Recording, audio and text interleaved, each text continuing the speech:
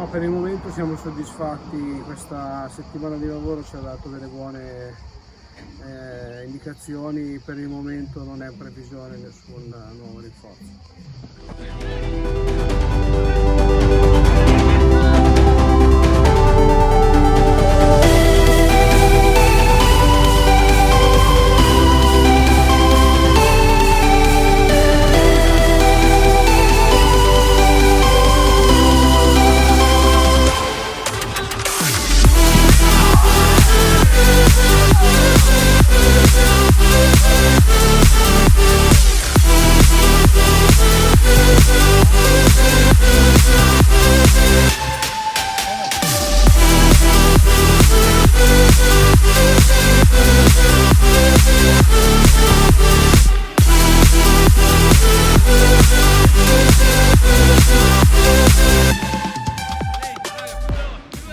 Il nostro obiettivo sarà sempre quello del mantenimento della categoria e sarà quello di valorizzare altri ragazzi come abbiamo fatto l'anno scorso.